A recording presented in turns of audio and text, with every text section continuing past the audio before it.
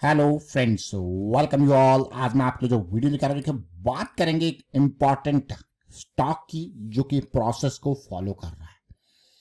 देखिए, स्टॉक्स अक्सर हम जड़ पे समझने की कोशिश करते हैं, उसके बेस कैंप पे उसको समझने की कोशिश करते हैं ताकि ये जो जर्नी है पीक तक पहुंचने की बहुत आरामदायक रहे, आसान रहे और कम रिस्क वाली रहे, हाई प्रोबेबिलिटी वाली रहे। तो ये पीक पे पहुंचने के लिए स्टॉक को जड़ पे यानी कि बेस कैंप पे समझना, बेस कैंप को समझना बहुत जरूरी है। तो चलिए डिटेल में समझते हैं, सीखने की कोशिश करेंगे इस वीडियो के माध्यम से। और आगे बढ़ने से पहले मैं आपको बता दूंगा, आपने अब तक चैनल को सब्सक्राइब नहीं किया तो जल्दी से सब्सक्राइब कर ले, बेल आइकन को प्रेस कर ले जिससे आपको नोटिफिकेशन आती रहेगी। और प्राइस एक्शन की सीरीज बहुत काम आने वाली है आपकी, इसको देखें, समझें, सीखें।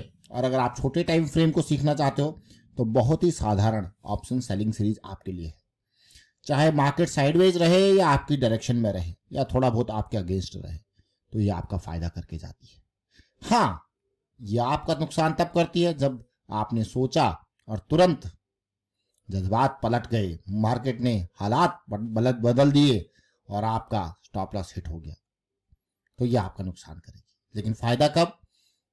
हाई प्रोबेबिलिटी फायदे की तरफ। तो चलिए डिटेल में आप इसको देखें, समझे, सीखें, प्रैक्टिस करें। वीकेंड की एक्सरसाइज बहुत जरूरी है। मैं आपको बार बार कहता हूं, चाहे 2 पॉइंट सिस्टम हो, बड़े टाइम फ्रेम, वीकेंड की एक्सरसाइज, चाहे M60 मशीन गन करेक्शन हो, वीकेंड की एक्सरसाइज जरूर करें। वीकेंड की एक्सरसाइज पे आपको ढेर सारे स्टॉक्स जो भाग गए हैं वो देखने को मिलेंगे, अपॉर्चुनिटीज तलाश होंगी, तो वो अपॉर्चुनिटीज, लो रिस्क की अपॉर्चुनिटीज दिखेंगी। तो ये ऐसे ही अभी हम भी वीकेंड की एक्सरसाइज करते हैं, तो आपके लिए वहां से लर्निंग्स ढूंढ के लाते हैं। कैश कॉर्प अभी आप देखोगे 800 पे पहुंच चुका है, उससे पहले देखिए 852 तक पहुंच चुका था। मार्केट कैपिटलाइजेशन बढ़ता हुआ 11,000 करोड़ के पार पा जा चुका है। बहुत ही जबरदस्त प्रॉफिट और रेवेन्यू ग्रोथ वाली है कैश कॉर्प। जरा देखते हैं, समझते हैं क्या कुछ हमको सिखाती है, उसके बारे में बात करेंगे। ये कैश कॉर्प का वीकली चार्ट है। मैं इसकी चर्चा क्यों कर रहा हूं आज के विषय में, क्योंकि कोई भी स्टॉक में अगर बड़ा फॉल मुझे देखने को मिलता है तो मैं आपको बार बार कहता हूं, मुझे नहीं, मैं आपको बार बार कहता हूं कि हमारे लिए जो इंपॉर्टेंट ट्रिगर पॉइंट है वो तब तक नहीं है जब तक वीकली टाइम फ्रेम में हमें मोमेंटम नहीं दिखता है। वीकली टाइम फ्रेम पे मोमेंटम दिख जाए उसके बाद वो स्टॉक हमारे लिए इंपॉर्टेंट हो जाता है। और सबसे अच्छी बात, अगर हमें किसी स्टॉक में, गिरते हुए स्टॉक में अच्छा खासा करेक्शन आपको दिख रहा है और उसमें आपको 2 पॉइंट सिस्टम देखने को मिल जाए, पॉइंट नंबर 1, पॉइंट नंबर 2, जिसमें आपको इक्वल लोज या डाइवर्जेंस का कॉन्सेप्ट देखने को मिल जाए, तो आपको मजा आ जाएगा। देखिए, ये मैं इसको हल्का सा डाइवर्जेंस कहूंगा, और लोअर लो के साथ अगर इक्वल लो है तो फिर तो बढ़िया डाइवर्जेंस है, क्योंकि स्ट्रांग फॉल है और उसके साथ डाइवर्जेंस। तो इस स्टॉक को आप देखोगे, इसका लास्ट पीक था 2021 जून जुलाई, देख रहे हो, जून जुलाई अगस्त जो भी ये है मंथ 2021 का, और उसके बाद ये गिरता है 2023 तक, अपना सेकंड लो बनाता है। मतलब अच्छा खासा साल आप लगा लीजिए, 1.5 साल से ऊपर का। लेकिन जब मोमेंटम में आता है तो 2 साल बाद ये मोमेंटम आपको देखने को मिल रहा है। अब ऐसी सिचुएशन में ये स्टॉक जैसी ये कंसोलिडेशन में देखने को मिला मोमेंटम में आने के बाद, तो आप बहुत इंपॉर्टेंट हो जाता है। ये स्टॉक ऐसा नहीं कि आपका 3-4 गुना हो गया पिछले साल के कंपैरिजन में, बट स्टिल आप देखोगे पिछले 1 साल में अगर इन जोन्स से आप देखोगे तो बढ़िया मूव मैं कहूंगा 80% से ऊपर का। लेकिन ऐसे स्टॉक्स आपको बार बार देखिए करेक्शंस जरूर दे रहे हैं, बट आपको दिखा रहे हैं यार हम जो है वो बिल्कुल प्रोसेस को फॉलो कर रहे हैं और धीरे धीरे करके हम अपने गंतव्य स्थान तक पहुंचने। पहले तो देखिए, सबसे इंपॉर्टेंट जहां से फॉल ट्रिगर होता है वो हमारे लिए इंपॉर्टेंट जोन होता है, एक टारगेट जोन, फिर ये ऑल टाइम हाई, फिर और ऑल टाइम हाई। आप देख रहे हो यहीं पे जाके प्रॉफिट बुकिंग आपको देखने को मिल रही है, जहां पे पहले फॉल ट्रिगर हुआ था। अभी कौन से लोग आउट होते हैं? जो पिछले इस फॉल में फंसे होते हैं वो यहाँ पे आउट होते हैं। दूसरा, अगर आप देखो यहां से बड़ा फॉल ट्रिगर हुआ था तो यहाँ पे भी आपको करेक्शन देखने को मिली कि नहीं मिली? देखिए, बड़ा फॉल ट्रिगर हुआ था और यहां से बड़ा फॉल देखिए एकदम नीचे आया था, तो यहाँ पे भी आपको प्रॉफिट बुकिंग देखने को मिली। ये स्मार्ट मनी के जोन्स हैं, तो हम इसकी चर्चा कर रहे हैं। लेकिन चर्चा में हमने सबसे इंपॉर्टेंट क्या सीखा? 2 पॉइंट सिस्टम को सीखा, मोमेंटम के बाद ये कंसोलिडेशन को देखा। और अगर आप तसल्ली से देखो, आपको क्या, मुझे अगर ये 440, 450, 450, 460 के अराउंड मिलता तो कितना बढ़िया रहता। लेकिन मैं आपको कहूंगा, अगर आपने इसको 450, 460 के अराउंड खरीद भी लिया होता तो जरूरी नहीं है आपने इसको होल्ड किया होता, क्योंकि ये जो बड़ी बड़ी करेक्शंस आपके आई है इनसे आप तभी बच सकते हो जब आपके अंदर इमोशनल कंट्रोल है, या फिर आपका रिस्क मैनेज्ड है, पोजीशन का साइज मैनेज्ड है। तब आप ऐसी सिचुएशन से कभी नहीं डरोगे। है कि नहीं है। अब जरा देखना, ध्यान से समझने की कोशिश करना। ये पिछले साल दिवाली के टाइम पे हम दिवाली स्पेशल स्टॉक नवंबर 11, अभी यानी कि 2 महीने इसको बचे हुए हैं, 10 महीने इसको हो चुके हैं, उस टाइम पे 460 के आसपास का इसका प्राइस था।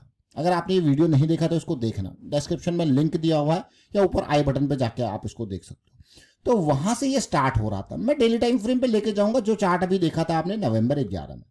नवंबर 11 को अगर देखें तो ये प्राइस 12 का है, और उससे पहले ये देखिए यहाँ पे कहीं था जब ये अपनी रेंज को ब्रेक कर रहा था, यानी कि 460 के आसपास का ये प्राइस था। क्योंकि यहाँ पे अगर डेली टाइम फ्रेम पे भी देखोगे तो इसलिए देखिए ये इक्वल लोज का सिचुएशन, पॉजिटिविटी साइकिल, 200 SMA का रिजेक्शन, और बल्कि मैं कहूंगा हम तो 2-4 दिन बाद ही थे। अगर आप तसल्ली से देखो तो ये लेवल जो 440 का लेवल है 10-20 पॉइंट नीचे का, ये और बढ़िया आपको देखने को मिल रहा था। अब यहां से ऐसा नहीं कि अपॉर्चुनिटी दोबारा नहीं आई, थोड़ा सा ऊपर गया, क्योंकि ये बहुत इनिशियल लेवल पे बहुत ही बिल्कुल मैं कहूंगा कि दूध का जला भी छाछ को फूक फूक के पीने वाली बात है। तो वही सिचुएशन है। फिर से देखिए ये नीचे यहाँ पे फिर आया, फिर रैली होते फिर नीचे आया। तो अगर यहाँ पे मैं मार्च के टाइम पे देखूं तो ये स्टॉक ज्यादा नहीं भागा था, 50-60 पॉइंट भागा था 6 महीने के अंदर।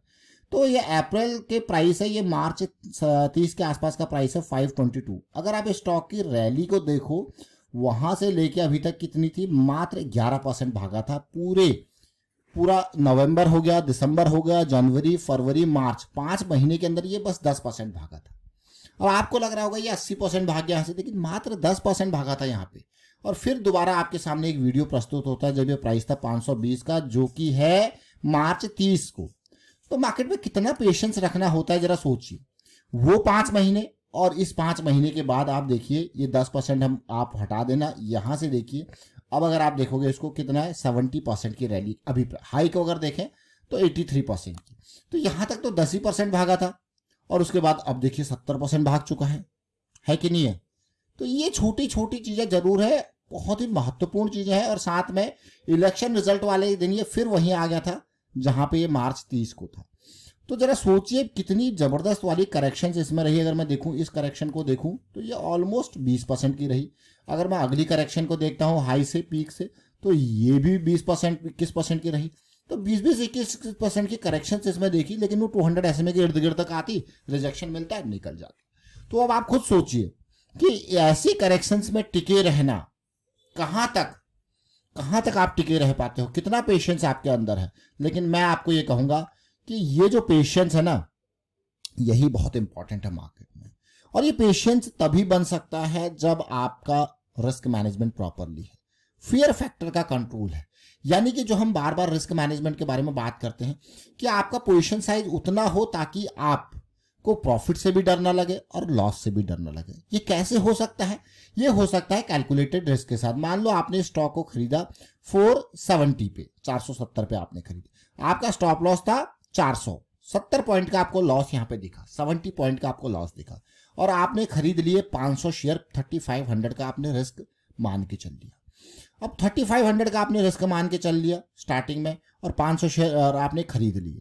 अब आप खुद सोचिए यहाँ से ये कितने पॉइंट, 470 से अगर मैं देखूं तो कितने पॉइंट बढ़ा है। अभी करंट प्राइस को ही लेंगे 800, यानी कि ये बढ़ा है 330 पॉइंट, और आपका रिस्क कितना था, 70 पॉइंट। तो आपको रिजनेबल गेन इसने दिए, आपने पोजीशन के साइज को कंट्रोल में रखा, 3500 के रिस्क के हिसाब से आप गए।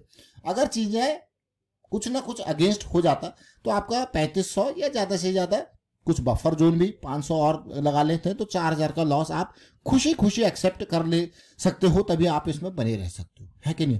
तो इसीलिए हमेशा जो कंट्रोलिंग फैक्टर है वो है इमोशंस का, वो है रिस्क का। तो रिस्क को कंट्रोल करना बहुत जरूरी है।